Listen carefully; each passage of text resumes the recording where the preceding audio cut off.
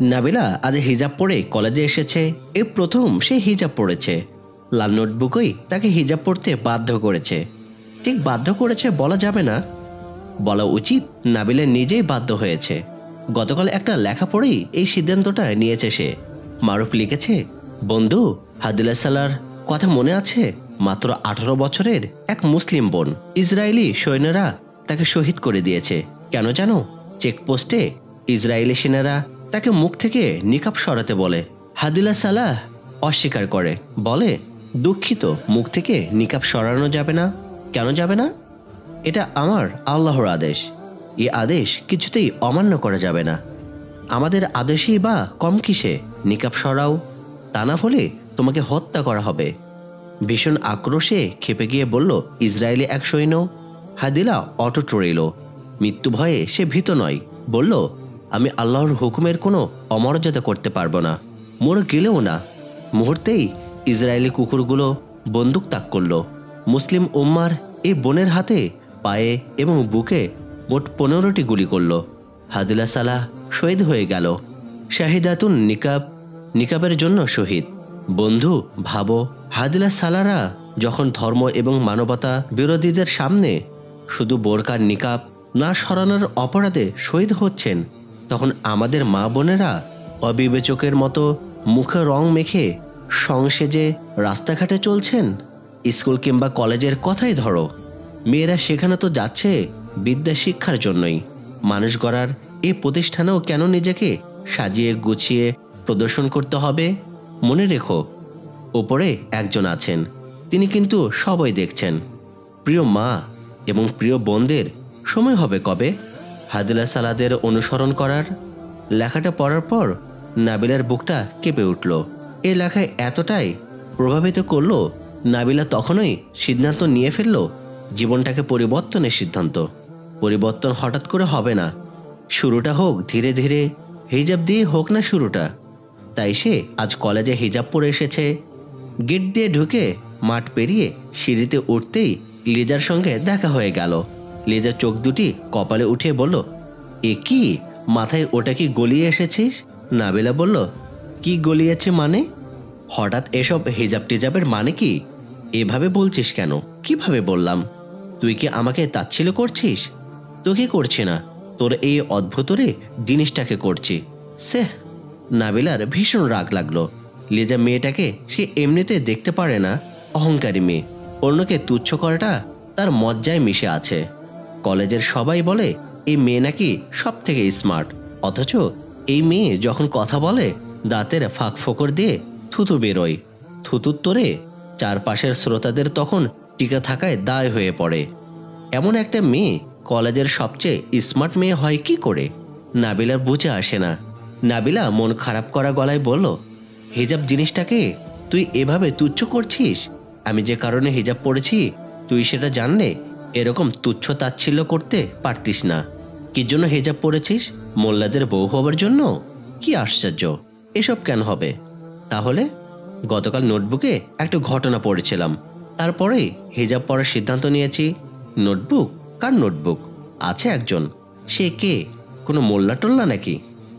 মোল্লার সঙ্গে খোঁচা মেরে আবার টোল্লা বললি যে? বললাম কারণ মোল্লাদের আমি দুই চোখে দেখতে পারি না। এটা করো না, ওইটা করো না, এইটা হারাম, ওইটা নিষেধ। ধ্যাত, নাবিলার আর কোনো কথাই বলতে ইচ্ছে করলো না। এই মেয়েকে মোল্লা হিজাব এসবের উপকারিতা বুঝে লাভ নাই। সে সিঁড়ি বেয়ে উপরে উঠে ক্লাসরুমে চলে গেল। ক্লাসে ঢুকতেই অন্যান্য মেয়েরাও নাবিলার দিকে কপাল কুঁচকে তাকালো। পেছনে এসে দাঁড়িয়েছে লিজাও। সে তার কণ্ঠে তার ছেলের সুর আরো খানিকটা বাড়িয়ে নিয়ে বলল, এই দেখ, আমাদের ক্লাসে আজ এক লেডি মৌলবী এসেছেন। লিজার কথা শুনে ক্লাস শুদ্ধ সবাই হাসিতে ফেটে পড়ল। নীরা হাসি থামিয়ে বলল, লেডি মৌলবী? হা হা হা, খারাপ বলিসনি। এখন একটা জেন্টস মৌলবী পাইলেই ঝুলাইয়া দেওয়া যাইতো। সঞ্জনা, মেয়েটা বয়সে নাবিলার জুনিয়র, সেও পিছিয়ে থাকতে চাইল না। সে ঠোঁট উল্টে বলল, এই বয়সে এসব ভণ্ডামি কত যে দেখলাম। হা! নাবিলার চোখে পানি জমে গেল। সে চুপচাপ দাঁড়িয়ে থেকে ওদের অপমানগুলো সহ্য করছিল। এই কলেজে সে নতুন, তার তেমন ভালো কোনো বান্ধবীও তৈরি হয়নি। নিতু থাকলে হয়তো এই অপমানের প্রতিবাদ করত, সেও নেই। বাবার অসুস্থতার খবর পেয়ে গতকাল সে গিয়েছে তাদের গ্রামের বাড়ি। নাবিলার অসহায় লাগছে, সে বুঝতে পারছে না এখন কি করবে। সে কি হিজাব খুলে ফেলবে নাকি মাথায় রাখবে? কিছুক্ষণ পর ফজল স্যার ক্লাস নিতে আসবেন। ক্লাসের মেয়েরাই যেখানে এরকম তুচ্ছ তাচ্ছিল্য করছে, ফজল স্যার নিশ্চয় আরও অপমানজনক কথা বলবেন। নাবিলার হঠাৎ মনে পড়ল হাদিলা সালার কথা। নোটবুকের সেই হাদিলা সালাহ, পর্দার জন্য জীবন বিলিয়ে দেওয়া সেই মেয়ের তুলনায় নাবিলার এই অপমান তো কিছুই না। নাবিলা হিজাব খুলল না, হিজাব পরেই ক্লাস করতে লাগলো। ফজল স্যারের ক্লাসের সময় অদ্ভুত এক কাণ্ড ঘটল। নাবিলার জন্য অন্তত বিষয়টা অদ্ভুত বলে মনে হলো। স্যার ক্লাসে ঢুকলেন, ঠোঁটে তার স্বভাবসুলভ হাসি। সাদা গোপগুলো আজ আরও আকর্ষণীয় দেখাচ্ছে, চকচক করছে সেগুলো। চকচকে গোফের আড়াল থেকে চিকচিকে দাঁতের দর্শন দিয়ে জানতে চাইলেন, কেমন আছো মা জননীরা? ক্লাসের প্রায় সব মেয়ে ভালো আছি স্যার বললেও নাবিলা এর সঙ্গে যোগ করলো আলহামদুলিল্লাহ। ফজল স্যার কিছুটা অন্য মনস্ক ছিলেন। শব্দটা কানে আসতেই কান খাড়া করে বললেন, আলহামদুলিল্লাহ কে বলেছ? নাবিলা দাঁড়িয়ে বলল, আমি স্যার। গুড। তুমি কি আলহামদুলিল্লাহর অর্থ জানো? জানি স্যার, সমস্ত প্রশংসা আল্লাহর। চমৎকার, অর্থ ঠিক আছে, কিন্তু মা একটা কথার জবাব কি তুমি দিতে পারো? কি কথা স্যার? পৃথিবীর সকল ভালো কিছুর মালিককে? কেন স্যার, আল্লাহ। মন্দের মালিক আল্লাহ। সুন্দর, এবার বলো, আল্লাহ যদি ভালো কিছুর জন্য প্রশংসা পেতে পারেন, মন্দের মালিকও যেহেতু তিনি, তাহলে খারাপ কাজের দোষ তার উপর দেওয়া হয় না কেন? নাবিলা থতমত খেয়ে গেল। স্যার এসব কি বলছে? মন্দের জন্য আল্লাহ কেন দোষী হবেন? এ কথা ভাবাও তো পাপ। নাবিলা মুখ ফুটে বলেই ফেলল, এটা তো স্যার ভাবাও অন্যায়। আল্লাহ কেন দোষী হবেন? স্যার মুচকি হেসে বললেন, কেন হবে না? যুক্তি দেখাও। এটা হচ্ছে বিজ্ঞানের যুগ, এ যুগে যুক্তিহীনতার মূল্য কোথায়? নাবিলা অসহায়ের মতো দাঁড়িয়ে রইল। পুরো ক্লাসরুম নিশ্চুপ। কিছুক্ষণ আগে যারা তার হিজাব নিয়ে কটাক্ষ করছিল, তারা এখন মুখ টিপে হাসছে। প্রতিপক্ষ নাজেহাল হচ্ছে দেখে তারা এখন খুশি। নাবিলার প্রচণ্ড মন খারাপ হয়ে গেল। স্যারের প্রশ্নের যুক্তিসঙ্গত উত্তর নিশ্চয় আছে। আল্লাহ কখনোই দোষী হতে পারেন না, কিন্তু যুক্তিটা কি এটা সে জানে না। সে মনে মনে প্রার্থনা করল, আল্লাহ, একটা যুক্তিসঙ্গত জবাব তুমি আমাকে পাঠিয়ে দাও, প্লিজ হেল্প মি আল্লাহ।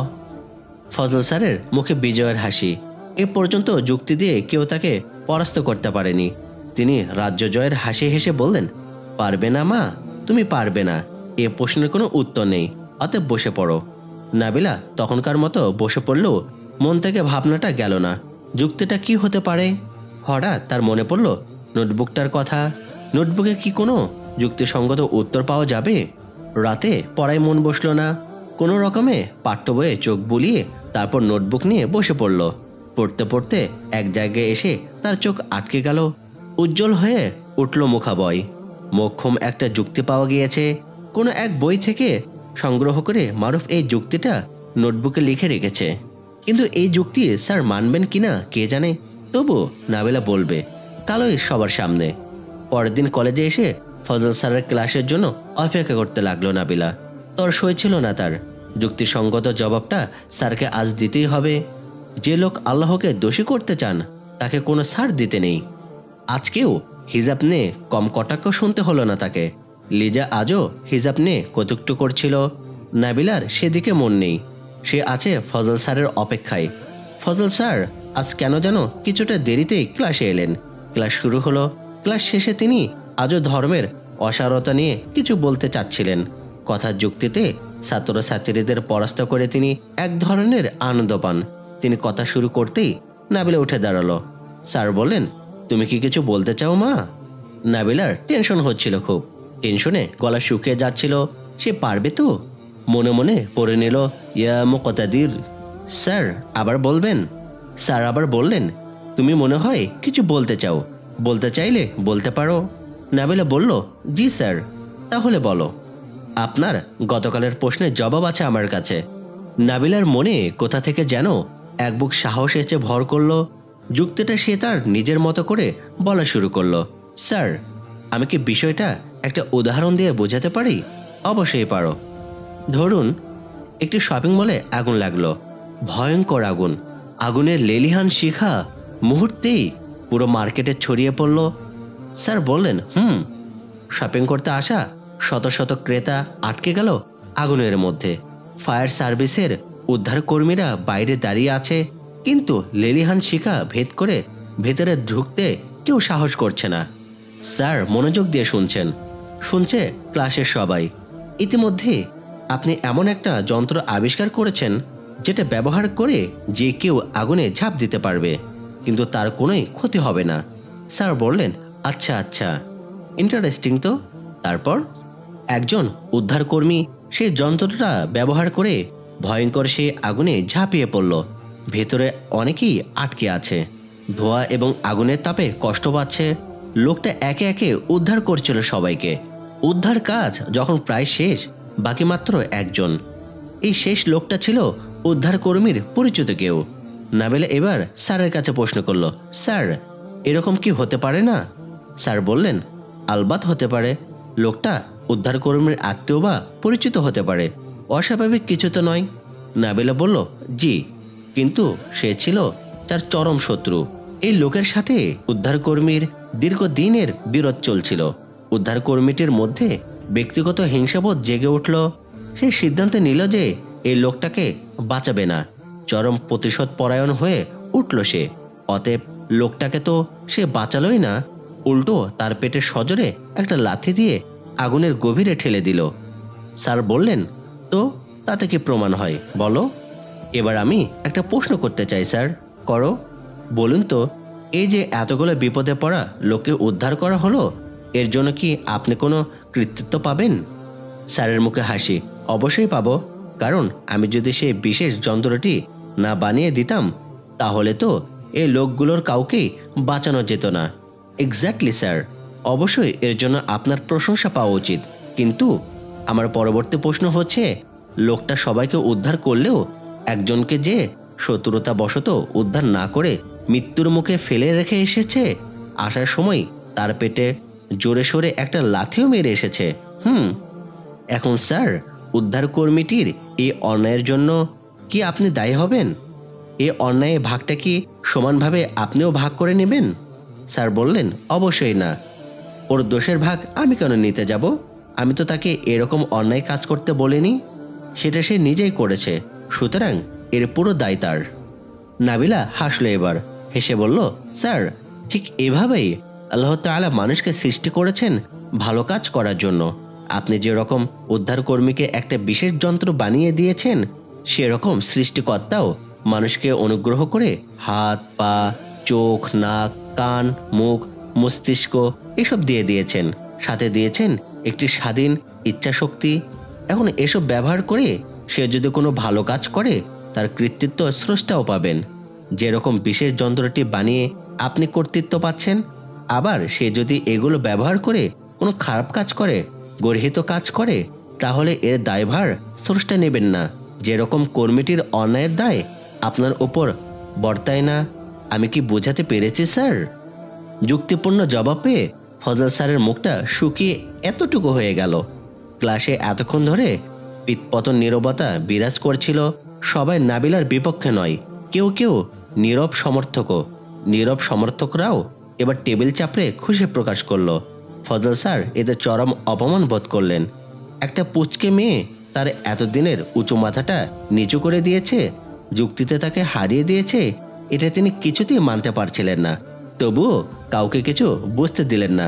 ঠোঁটের স্বভাবস্বরূপ হাসি ঝুলিয়ে রেখে বললেন, গুড, চমৎকার জবাব দিয়েছ। নাবিলা দাঁড়িয়ে আছে, সে আজ আনন্দিত। জবাবটা সে দিতে পেরেছে। তাকে কটাক্ষকারিণী ছাত্রীরা হা হয়ে আছে। স্যার যে এত তাড়াতাড়ি নিশ্চুপ হয়ে যাবেন, এরা ভাবতে পারেনি। ফজল স্যারের কপালে বিন্দু বিন্দু ঘামের রেখা দেখা গেল।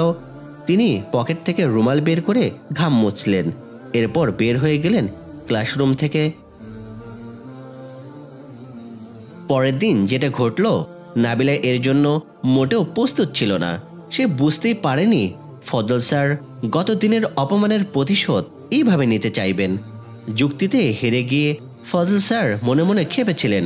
তিনি আজ ক্লাসে ঢুকে একেবারে অপ্রাসঙ্গিকভাবে বললেন, ক্লাসে কে কে আজ হিজাব পরে এসেছো?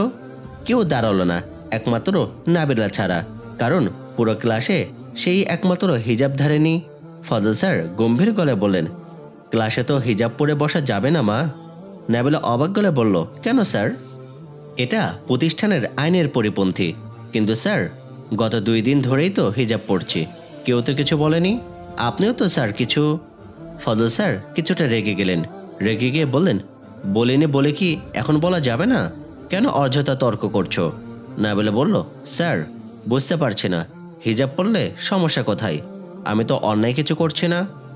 ফজল স্যার এবার প্রচণ্ড রকমের ক্ষেপে গিয়ে বললেন, বেয়াদব মেয়ে, স্যারের মুখের উপর তর্ক করছো। আজকে সতর্ক করে দিলাম, কাল থেকে এই কলেজে আসতে হলে হিজাব ছাড়াই আসতে হবে। পুরো ক্লাসে কেউ কিছু বলছে না। কেউ কেউ নাবিলাকে নাজেহাল হতে দেখে মুখ টিপে হাসছে। নাবিলার প্রচণ্ড মন খারাপ হলো। যাদের মোটামুটি ধার্মিক ভাবা হতো তারাও কেউ কিছু বলল না, পাছে তাদেরও যদি স্যারের মুখে কটু কথা শুনতে হয়। জেদ চেপে গেল নাবিলার। হিজাব সে পড়বেই। পরের দিনও সে হিজাব পরে কলেজে গেল। সুমনা বলল, কি রে, আজও হিজাব পরে এসেছিস? ফজল স্যার কিন্তু ভয়ঙ্কর মেজাজের মানুষ, ওনার মেজাজ খারাপ হলে তুলকালাম কাণ্ড ঘটিয়ে ফেলেন। নাবিলা দাঁতে দাঁত চেপে বলল, ওনার মেজাজ আছে, আমার নেই? শিক্ষক বলে কি উনি যা ইচ্ছে তাই বলবেন? হিজাব পড়লে সমস্যা কি? আমাকে জানতেই হবে। যথারীতি ফজল স্যার ক্লাসে এলেন। নাবিলার দিকে চোখ পড়ল তার। স্যার হুঙ্কার দিয়ে বললেন, এই মেয়ে, তুমি আজও হিজাব পেঁচিয়ে এলে কেন? গতকাল কি বলেছি বোঝনি? নাবিলা বলল, বুঝেছি স্যার, কিন্তু মুসলিম মেয়ে হিসেবে এটা আমার অধিকার, এতে অন্যায় কোথায়? স্যার বললেন, আমাকে ন্যায় অন্যায় শেখাতে এসো না মেয়ে, এক্ষুনি হিজাব খোলো, না হয় আমার ক্লাসে তুমি বসতে পারবে না। নাবিলা তবু হিজাব খুলল না, চুপচাপ বসে রইল টেবিলে। পাশে বসা সুমি ফিসফিসিয়ে বলল, খুলে ফেল না, কেন অযথা ঝামেলা বাড়াচ্ছিস? নাবিলা হিজাব পরে বসে রইল। ফজল স্যারের ক্রোধ বাড়ছে, মেজাজ সপ্তমে চড়ে গিয়েছে। তিনি হঠাৎ চিৎকার করে বলে উঠলেন, এই মুহূর্তে তুমি আমার ক্লাস থেকে বেরিয়ে যাও। তুমি বের না হওয়া পর্যন্ত আমি ক্লাস শুরু করব না। চিৎকার চেঁচামেচি শুনে অন্যান্য টিচাররাও ছুটে এসেছেন, কিন্তু কেউ কিছু বলার সাহস পাচ্ছে না। ফজল স্যার এই কলেজের একজন প্রভাবশালী অধ্যাপক, তার বিপক্ষে কথা বলে এমন সাধ্যকার? প্রধান শিক্ষিকা রায়হানা বেগম আজ কলেজে নেই। তিনি থাকলেও হয়তো এর কোনো প্রতিবাদ হতো। তিনি কি একটা কনফারেন্সে যোগ দিতে দেশের বাইরে গিয়েছেন। নাবিলা আর বসে থাকতে পারল না, উঠে দাঁড়ালো। উঠে ধীর পায়ে বারান্দায় গিয়ে দাঁড়িয়ে রইল। সবাই ক্লাস করছে, অথচ সে দাঁড়িয়ে আছে বারান্দায়। প্রচণ্ড অপমান বোধ হতে লাগলো তার জন্য আরও কষ্ট অপেক্ষা করছিল নিরিবিলি ছাত্রী হোস্টেলে ফিরতেই দেখলো নিতু ফিরে এসেছে। নাবিলা নিজের কষ্টটুকু লুকিয়ে রেখে শুকনো গলায় বলল, কখন ফিরলি?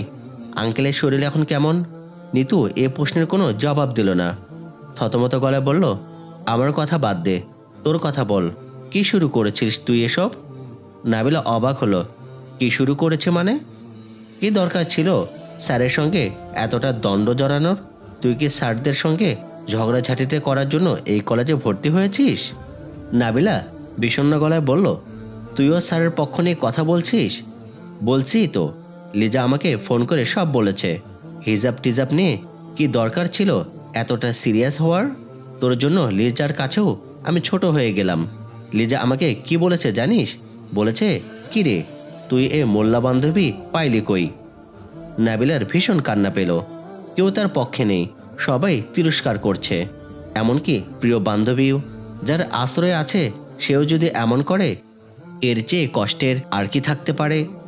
রাতে পড়ার টেবিলে বসে খুব খারাপ লাগছিল নাবিলার। ভীষণ একা মনে হচ্ছিল নিজেকে। পৃথিবীর সবাইকে পর মনে হচ্ছে। মারুফের কথা ভীষণ মনে পড়ছে আজ। নাবিলা কান্না দমাতে চেষ্টা করেও পারল না। নোটবুকটা হাতে নিয়ে অঝোর নয়নে কাঁদল কিছুক্ষণ। ফুপিয়ে উঠে মারুফের উদ্দেশ্যে নিঃশব্দে বলল, আপনি কোথায়? একাকে আমি আর পারছি না। পৃথিবীটা ছোট হয়ে আসছে আমার জন্য, একটা ছোট্ট বলের চেয়েও ছোট। আমার জীবনে আপনাকে খুব দরকার। কোথায় আপনি? আপনি কি বেঁচে আছেন নাকি? নাবিলা আর কোনো কথা বলতে পারল না। কষ্টে বুকটা ফেটে চৌচির হয়ে যাচ্ছিল। একরাশ শূন্যতা এসে ঘিরে ধরল তাকে। অঝোর ধারায় জল নামলো দু চোখ বেয়ে। সে জানে না এই জলধারার শেষ কোথায়।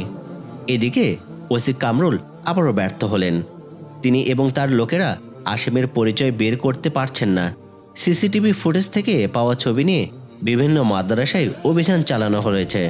এই ছেলের পরিচয় কেউ দিতে পারছে না। এটা যে একটা বিরাট চক্রের কাজ সেটা তিনি এখন বুঝতে পারছেন। তার ধারণা চক্রটার লিডার এই ছেলেটা, বাকিরা তার শিষ্যপোষ্য। লিডারকে পুলিশের হাত থেকে বাঁচাতেই শিষ্যরা তাকে নিয়ে চম্পট দিয়েছে। ছেলেটাকে খুঁজে পেলেই পুরো চক্রটাকে হাতের মুঠোয় চলে আসবে। তিনি তার অফিসে বসে মোবাইল ফোন হাতে নিয়ে কাউকে ফোন করার চেষ্টা করছিলেন। তখনই একটা ফোন এলো, পুলিশের আইটি বিশেষজ্ঞ কমলের ফোন। কমল বলল, স্যার আপনার ধারণাটাই সঠিক। কামরুল বললেন, কোন ধারণা? রেহানকে ফেসবুকের ইনবক্সে যে আইডি থেকে হুমকি দেওয়া হয়েছিল সেটা এই ছেলেরই। মানে কোন ছেলের? আমরা যে ছেলেটাকে খুঁজছি, অর্থাৎ খুনি নিজেই। বলেন কি? জি স্যার, ছেলেটার নাম মারুফ সালাউদ্দিন। ভিডিও ফুটেজে আমরা যে ছবিটি দেখতে পেয়েছি, মারুফ সালাউদ্দিন আইডির প্রোফাইল পিকচারও এই একই ছবি পাওয়া গিয়েছে। কামরুল উচ্ছ্বসিত গলায় বললেন, গুড। কোন মাদ্রাসার, কি পরিচয়, এমন কিছু জানতে পারা গেল? জি না স্যার, এর বেশি আর কিছু জানা যায়নি। তবে ফেসবুক টাইমলাইনে পোস্ট করা লেখাগুলো থেকে জানতে পেরেছি যে তার একটা নোটবুক আছে, লাল নোটবুক। সেটাতে সে তার জীবনে ঘটে যাওয়া অনেক ঘটনা লিখে রেখেছে। নোটবুকটা পেলে ভালো হতো স্যার, আরও অনেক তথ্য পাওয়া যেত। আমরা চেষ্টা করে যাচ্ছি স্যার। ওকে, চেষ্টা করুন, চেষ্টার যেন কোনো ত্রুটি না হয়। নোটবুকটা আমাদের চাই। ধন্যবাদ। ফোন রেখে কামরুলের টেনশন আরও বেড়ে গেল। নোটবুকটাকেই এখন প্রধান সূত্র বলে মনে হচ্ছে। সেটা পেলে ছেলেটার বিস্তারিত ঠিকানা মিলে যাবে নিশ্চয়ই। যে করেই হোক নোটবুকটা পেতেই হবে, তাহলেই আসামি এবং তার পুরো চক্রটাকে ধরতে পাওয়া যাবে। কিন্তু ছেলেটার লাল নোটবুকটা আছে কোথায়? হোস্টেলের বারান্দায় দাঁড়িয়ে আকাশের অনেকটাই দেখা যায়। আকাশ আজ ঘন নীল রং ধারণ করেছে। বাতাস মধুর, বিকেলের রোদের রং কাঁচা সোনার মতো। কোথাও এক ফোঁটা মেঘ নেই। অদ্ভুত সুন্দর একটি দিন। নাবিলা বারান্দায় দাঁড়িয়ে আকাশ দেখছে। এমন চমৎকার একটি দিনেও তার মন বিষণ্ণ। বাড়ির কথা বারবার মনে পড়ছে। ভাই ভাবিকেও মিস করছে খুব। বাড়ির জন্য মন খুব কাঁদছে। ভাইয়া যদি এতটা নির্দয় না হতো, নাবিলাকে কখনোই বাড়ি ছেড়ে চলে আসতে হতো না। বাবা মারা গিয়েছিলেন আগেই। মা যখন মৃত্যুশয্যায়, নাবিলা বয়স তখন 9। পড়াশোনা শেষ করে ভাইয়া তখন বাবার ব্যবসাটা সবেমাত্র সামলে নিয়েছিলেন। তখনই মায়ের মৃত্যুর আগে মা তার একমাত্র ছেলেকে কাছে ডেকে বললেন, আকরাম, বাপ আমার, সতীনের ছেলে হলেও তোকে আমি কখনো আলাদা করে দেখিনি। পেটের ছেলের মতোই কষ্ট করে বড় করেছি। নাবিলাকে দেখে রাখিস, ওকে কখনো পর ভাবিস না। ছেলে সেদিন কথা দিয়েছিল, বলেছিল, মা, সৎ হলেও তুমি আমার মা। নাবিলা তোমার মেয়ে, অতএব সে তো আমারই বোন। ওকে নিয়ে তুমি অযথায় টেনশন করছো। মাকে দেওয়া কথা রেখেছিল ছেলে। নাবিলাকে বাবা মায়ের অভাব বুঝতে দেয়নি কখনো। নাবিলাও সম্মান করেই এসেছে এতদিন। বড় ভাইয়ের সব সিদ্ধান্তই মুখ বুজে মেনে নিয়েছে। কিন্তু এমন কিছু সিদ্ধান্ত আছে যেগুলো মেনে নেওয়াটা শুধু কষ্ট করেই না, অসম্ভবও বটে। নাবিলা বিষণ্ণ মনে আকাশ দেখছিল। আকাশে একটা নিঃসঙ্গ চিল উড়ছে, একেবারেই নিঃসঙ্গ। আশেপাশে আর কোনো পাখি উড়তে দেখা যাচ্ছে না। কিছুক্ষণ ইতস্তত উড়াউড়ি করে দূর আকাশে মিলিয়ে গেল পাখিটা। নাবিলা সেদিকে তাকিয়ে থেকে আরো বিষণ্ণ হয়ে গেল। ওর জীবনটাও কি এখন এই চিলের মতোই নিঃসঙ্গ নয়? এই যে শুনছেন, ছাত্রী হোস্টেলটি দোতলায়। সম্বন্ধটা এসেছে হোস্টেলের নিচতলার সামনের রাস্তা থেকে। নাবিলা এতক্ষণ আনমনা ছিল। আওয়াজ শুনে নিচে তাকালো। তাকিয়ে চমকে উঠল। একজন পুলিশ মোটর বাইক নিয়ে দাঁড়িয়ে আছে। নাবিলা ভাবনায় পড়ে গেল, এই সময়ে এখানে পুলিশ কেন? পুলিশটি উপরের দিকে তাকিয়ে কাকে যেন কি জিজ্ঞেস করছিল। নাবিলা ভালো করে লক্ষ্য করলো প্রশ্নটা তাকেই করা হয়েছে।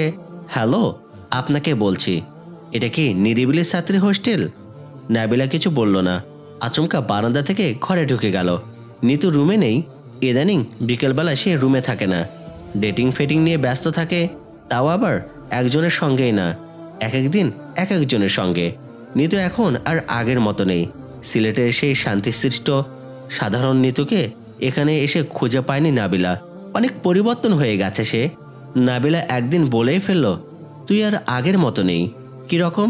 অনেক ভদ্র ছিলে আগে, ছেলেদের সঙ্গে কখনো মিশতে যেতিস না। ধুর, এটা কোনো কথা? পড়াশোনার খরচ জোগাতে আজকাল অনেকেই এমন করছে। একসঙ্গে 2-4টা ছেলেকে হাতে রাখতেই হয়, না হলে লাইফটা এনজয় করা যায় না। ভাবিস না, তোকেও একদিন শিখিয়ে দেব। নাবিলা আর কোনো কথা বলেনি, শীতল চোখে তাকিয়ে ছিল নিতুর দিকে। অন্তরের কোথায় যেন একরাশ ঘৃণা এসে জন্মালো নিতুর জন্য। দরজায় বেশ জোরে শব্দ হলো। নাবিলা দরজার দিকে চমকে তাকালো। দরজা খুলল তুলি নামের একটা মেয়ে। ততক্ষণে সিমি, তরি এবং জিনিয়াও দরজায় এসে দাঁড়িয়েছে। জানতে চাচ্ছে দরজায় এত জোরে শব্দটা কে করলো। ওসি কামরুল ভেতরে ঢুকলেন না, দরজার বাইরে দাঁড়িয়ে থেকেই পুলিশ গলায় বললেন, আপনাদের মধ্যে নাবিলাকে? তরি বলল, কেন? পুলিশকে প্রশ্ন করবেন না? কোথায় সে, ডাকুন। নাবিলা প্রচণ্ড রকমের ভয় পেয়ে গেল। ভয়ে কুকড়ে গিয়ে দরজার আড়ালে দাঁড়িয়ে রইল। তরি এবং সিমি এসে অন্যের দিকে তাকালো। তাদের তাকানোর অর্থ কি বিষয়? পুলিশ নাবিলাকে কেন খুঁজছে? তরি দাঁড়িয়ে আছে দরজা বরাবর। সে চোখের ইশারায় দরজার আড়াল থেকে নাবিলাকে কোথাও লুকিয়ে যেতে বলল। ওসি কামরুল বিচক্ষণ লোক, চোখের ভাষা বুঝতে তিনি ওস্তাদ। ইশারাটা তার দৃষ্টিকে এড়াতে পারল না। তিনি প্রায় কঠিন গলায় বললেন, ইশারা ইঙ্গিতে কাজ হবে না, মেয়েটাকে সামনে আসতে বলুন। নাবিলা কোথাও লুকিয়ে গেল না। মাথার ওড়নাটা আরও কিছুটা সামনে টেনে আড়াল থেকে বের হয়ে সামনে এসে দাঁড়ালো। চোখে তার শঙ্কা, গলা শুকিয়ে কাঠ হয়ে গেছে, শরীর কাঁপছে থরথর করে। চেষ্টা করেও কাঁপুনি থামানো যাচ্ছে না। সে কোনো অপরাধী না, তবু কেন এমন লাগছে নাবিলা বুঝতে পারছে না। কামরুল গম্ভীর গলায় বললেন, আপনি নাবিলা? নাবিলা ভয়ের তো গলায় বলল, জি। এতটাই চিনচিনে গলায় বলছিল সে, জিটাকে চি এর মতো শোনাচ্ছিল। কামরুল বললেন, সে কি, আপনি কাঁপছেন কেন? কাঁপবেন না, আমি কোনো আসামি ধরতে আসিনি। তোর এই মেয়েটা বেশ সাহসী। যে মেয়ে সামান্য একটা চুলের ক্লিপ কিংবা কলমের ক্যাপের জন্য হইচই করে হোস্টেলে মাথায় তুলতে পারে, তাকে সাহসী না বলে উপায় কি? তোরে প্রায় চেঁচিয়ে বলল, তাহলে কি জন্য এসেছেন? এমনভাবে কথাটা বলল মনে হচ্ছিল এর পরের বাক্যটা বলবে, বেরিয়ে যেন এক্ষুনি, নইলে আপনার খবর করে ফেলব। তা আর বলার সুযোগ হলো না। কামরুল বললেন, আমি এসেছি নাবিলাকে নিয়ে যেতে। মানে কোথায় নিয়ে যেতে? ওসি কামরুল তোরের এই প্রশ্নের কোনো জবাব দিলেন না। নাবিলার উদ্দেশ্য করে বললেন, তাড়াতাড়ি তৈরি হন, আপনাকে আমার সঙ্গে আমার বাসায় যেতে হবে। আসামি ধরতে আসেনি। শুনে নাবিলার ভয় অনেকখানি কমে এলো, কাঁপুনিটাও থেমে গেল খানিকটা। কণ্ঠের সে ভয়ের তো চিনচিনে অবস্থাটাও এখন আর নেই। বলল, আশ্চর্য, আমি আপনার বাসায় কেন যাব? বুঝতে পেরেছি, আমার পরিচয়টা দিয়ে নিতে হবে আগে। আমি কামরুল, তোমার বড় ভাই আকরাম আমার খুব ভালো বন্ধু। কামরুল নামটা শুনেই নাবিলা চিনতে পারল। ভাইয়ার কাছে এই নাম সে অনেকবারই শুনেছে। ঢাকায় এলে এই লোকের বাসায় উঠে ভাইয়া, তার আতিথেয়তার অনেক প্রশংসা শুনেছে। নাবিলা বলল, ভাইয়ার কাছে আপনার কথা শুনেছি। গুড, তাহলে তো ভালোই হলো। পরিচয় দিতে গিয়ে আমাকে আর কাঠখড় পোড়াতে হলো না। এবার চটজলদি গোছগাছ করে নাও। নাবিলা অবাক গলে বলল, বুঝতে পারছি না, আমি যে এখানে আছি আপনি জানলেন কি করে? আকরাম আমাকে কিছুক্ষণ আগে ফোন করে সব জানিয়েছে। কলেজে কি নিয়ে নাকি ঝামেলা হয়েছে, পত্রিকাও নাকি এসেছে সেটা। তুমি নাকি বাসা থেকে রাগ করে চলে এসেছো। বন্ধুর নির্দেশ আমি যেন তোমার নিরাপত্তার দায়িত্ব নিই। নাবিলা যেটা ভাবতেও পারেনি সেটাই হয়েছে। সেদিন ফজল স্যারের সঙ্গে ঝামেলাটা হলো। তার পরের দিন সকালবেলা দুজন সাংবাদিক এসেছিল নাবিলার কাছে। দুজনের একজনের বয়স খুবই কম, বেশি দিন হয়নি মুখে দাড়ি গজাতে শুরু করেছে, গায়ে সস্তায় কেনা রেডিমেড পাঞ্জাবি। ছেলেটি বলল, আমরা আপনাকে নিয়ে একটা স্টোরি ছাপাতে চাই। কিসের স্টোরি? হিজাব পরে কলেজে যাওয়া যে অন্যায় আপনার সঙ্গে করা হয়েছে সেটা নিয়ে আমরা কিছু লিখতে চাই। নাবিলা অবাক গলায় বলল, কিন্তু গতকাল কলেজে কি হয়েছে এই খবর আপনারা কি করে জানলেন? অবাক হলো সাংবাদিকটি। সে কি, আপনি আজ ফেসবুকে ঢোকেননি? আমার কোনো ফেসবুক অ্যাকাউন্ট নেই। বলেন কি, ফেসবুক নেই? জি না। থাকলে ভালো হতো, খবরটা জানতে পারতেন। কি হয়েছে খুলে বলুন। গতকাল আপনাদের কলেজের মিম নামের একটা মেয়ের আইডি থেকে এই খবরটি পোস্ট করা হয়। মুহূর্তে ছড়িয়ে পড়ে আইডি থেকে আইডিতে কপি এবং শেয়ার করে অনেকেই।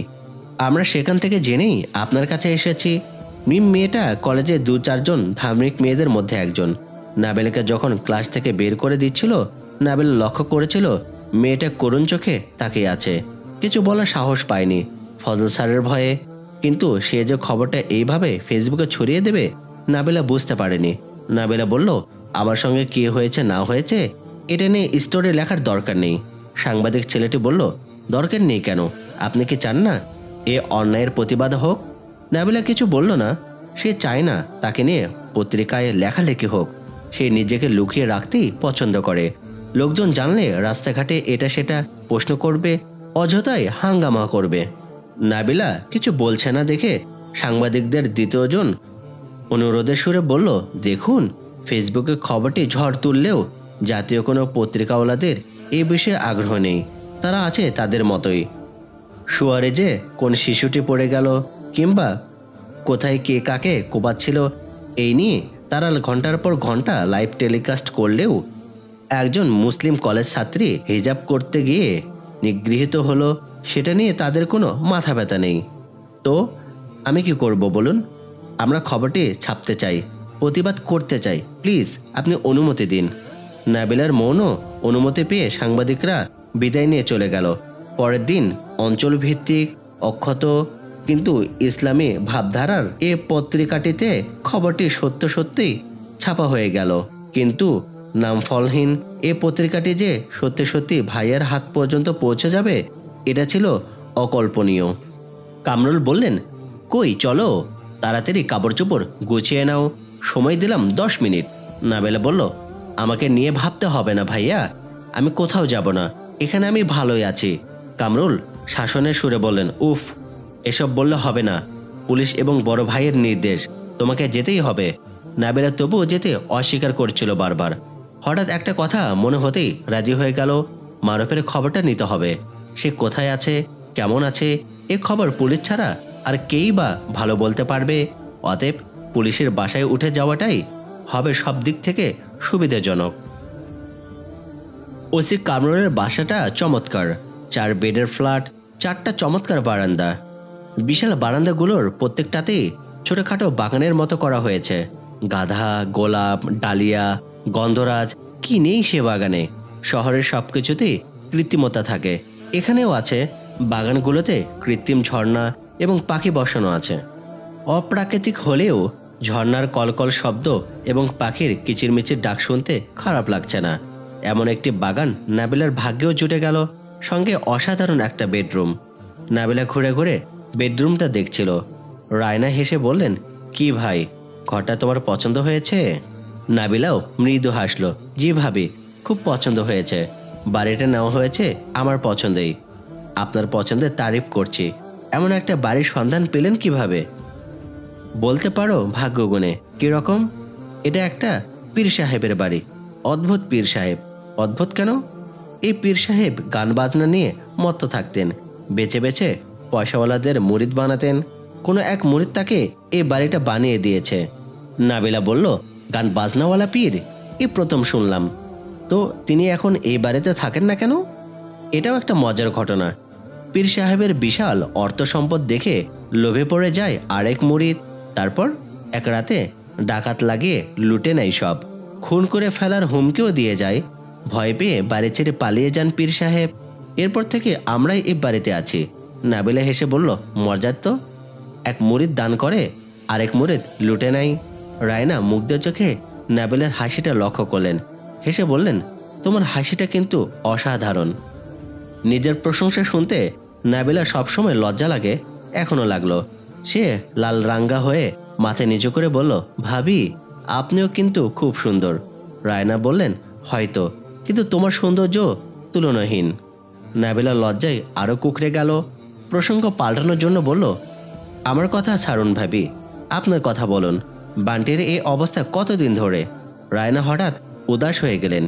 এই বাড়িতে যে আসে সেই কথায় কথায় বান্টির কথা তুলবেই না কেন? এই বয়সে একটা ছেলে এমন হয়ে আছে, এটা তো সবার নজরেই পড়ে। রায়না দীর্ঘ নিঃশ্বাস ছেড়ে বললেন, জন্মের 2 বছর পর থেকেই ওর এই অবস্থা। 2 বছর পর্যন্ত সব ঠিকঠাক ছিল, এরপর ছেলেটার কি যে হলো। বলতে বলতে রায়না প্রায় কেঁদে ফেললেন। বললেন, আমরা অনেক ডাক্তার দেখিয়েছি, কাজ হয়নি। ওর বাবাও ইদানিং অসহ্য হয়ে গেছে। এমনিতেই ছেলের এই অবস্থা, তার ওপর একটা কেস নিয়ে মানুষটা বড় বিপদে আছে। কেসের কথা শুনতেই নাবিলা সংকুচিত হলো। কেস মামলা নিয়ে কথা উঠল, যেন সে এ অপেক্ষাতেই ছিল। জানার অদম্য আগ্রহটা যথাসম্ভব গোপন রেখে নাবিলা বলল, পুলিশের কাজই তো কেস টেস নিয়ে মাথা ঘামানো। তা ইদানিং কোন কেস নিয়ে কাজ করছেন উনি? একটা হত্যা মামলা নিয়ে বেশ ঝামেলায় আছে সে। রেহান হত্যা মামলাটা। একটা মাদ্রাসার ছাত্র এই কেসের প্রধান আসামি। নিজেকে সামলে নিয়ে চোখ জোড়া কপালে তোলার ভঙ্গি করে নাবিলা বলল, বলেন কি ভাবি, মাদ্রাসা ছাত্র? মাদ্রাসা ছাত্র হয়ে এত বড় জঘন্য কাজ করতে পারলো? আর বলো না, আমিও অবাক হয়েছি। নাম কি তার? থাকে কোথায়? কিছু কি জানা গিয়েছে? নাম জানা গিয়েছে। বান্টির বাবা বলেছিল ছেলেটার নাম মারুফ সালাউদ্দিন। নাবিলার মাথাটা ঘুরে উঠল হঠাৎ। নিজের কানকে বিশ্বাস করতেও কষ্ট হচ্ছিল। ভাবনাটা এইভাবে মিলে যেতে দেখে বেশ অবাক হলো। ওসি কামরুলের লোকেরাই তাহলে মারুফকে সেদিন বাস থেকে নামিয়ে নিয়ে গিয়েছিল। নাবিলার আরও কিছু জানা দরকার। সে রায়নার কাছ থেকে কথা আদায় করার জন্য বলল, এমন একটা খুনের কেস হাতে নিয়ে ভাইয়া ভালোই করেছে। ছেলেটার তো কঠিন শাস্তি হওয়া উচিত, কিন্তু কিভাবে ধরা পড়ল সে? হাতে নাতে নিশ্চয়। রায়না হতাশ গলায় বললেন, ধরা পড়লে তো ভালোই ছিল। বান্টির বাবা টেনশন মুক্ত হতে পারত। ধরা এখনো পড়েনি। সিসিটিভির ফুটেজ থেকে ছেলেটার বিরুদ্ধে প্রমাণ পাওয়া গেছে। মারুফের বিরুদ্ধে প্রমাণও রয়েছে। নাবিলার বিস্মিত ভাবটা কাটছেই না। এটা কি করে সম্ভব? মারুফের মতো একটা ছেলে এরকম একটা কাজ করবে? নাবিলা ভাবতেই পারছে না। সিসিটিভি ফুটেজটা দেখতে পারলে ভালো হতো। দেখতে চাইলে ভাবি নিশ্চয় সেটা দেখানোর ব্যবস্থা করতে পারবেন। কিন্তু এখনোই এত বেশি আগ্রহ দেখালে চলবে না। ভাবি সন্দেহ করে বসতে পারেন। মারুফের সঙ্গে যে নাবিলার সাময়িক পরিচয় হয়েছিল, এটা এখন কাউকে বুঝতে দেওয়া যাবে না। নাবিলা বিস্মিত গলায় বলল, বলেন কি, প্রমাণ হাতে পাওয়ার পরও ধরতে পারা যায়নি? রায়না সেদিনের আসামি ছিনতাইয়ের সেই ঘটনাটা নাবিলাকে খুলে বললেন। নাবিলা চিন্তিত না হয়ে পারল না।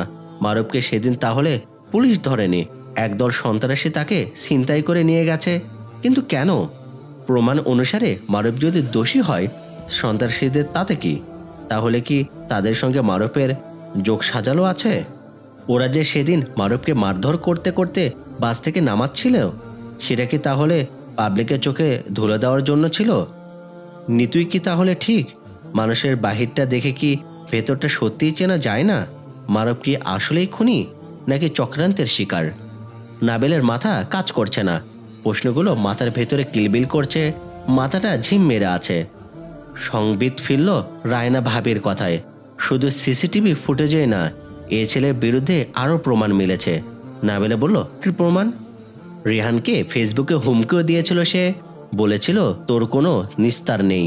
নাবিলা চুপ করে আছে। আর কিছু জানতে ইচ্ছে করছে না তার। কি শুনছে আজ সে এসব? হতে পারে রেহান নামক লোকটা একটা ধর্মবিরোধী ছিল, কিন্তু তাই বলে মারুফের মতো ছেলে তাকে খুন করে ফেলবে? নাবিলার কেন যেন বিশ্বাসই হচ্ছে না। রায়না বলেই যাচ্ছেন ছেলেটাকে ধরার এখন একটাই ক্লু আছে। এই জিনিসটা খুঁজে পেলেই কাজ হয়ে যেত। কি সেটা? জানতে চাইল নাবিলা। ছেলেটার একটা লাল রঙের নোটবুক। পুলিশ এখন সেটা হন্য হয়ে খুঁজছে। এই কথায় নাবিলা ভয় পেয়ে গেল। শির দ্বারা বেয়ে ঠান্ডা একটা স্রোত বয়ে গেল। নোটবুকটা যে তার কাছে আছে, ওসি কামরুল কি সেটা কোনোভাবে জানতে পেরেছে? জেনে তাকে এই বাড়িতে নিয়ে এসেছে? কি জানি, নাও তো হতে পারে। সাবধানের মান নেই। নিজেকে অতি সাবধানে রাখাই হবে বুদ্ধিমত্তির কাজ।